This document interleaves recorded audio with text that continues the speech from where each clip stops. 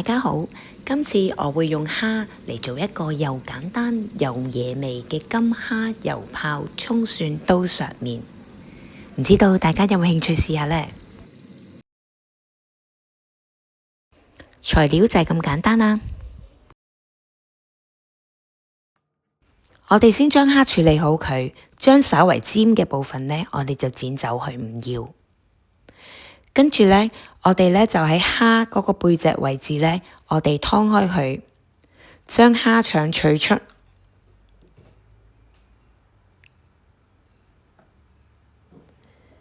跟住喺蝦頭呢個位置呢剪開，將佢頭上面嗰個沙囊呢，我哋都唔要嘅。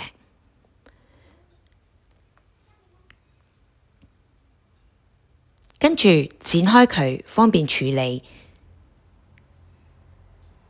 灑少少鹽備用。當水滾嘅時候，我哋將麵餅擺入去，跟住輕輕打散佢，直至到呢啲水再滾起嘅時候，我哋就熄火焗佢2至3分鐘。跟住呢，我哋將麵呢就倒咗啲水去，擎乾水去備用。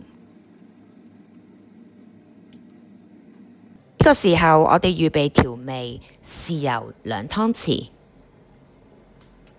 蠔油1湯匙，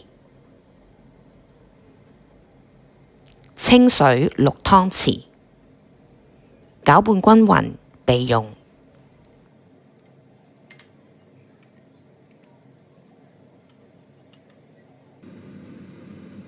先將油加熱，之後我哋放入蝦。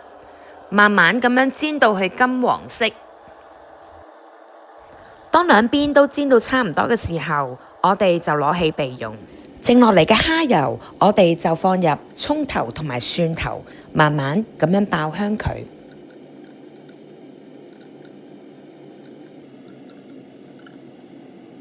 蔥蒜爆香之後，我哋放入刀削麵，跟住慢慢撈勻佢。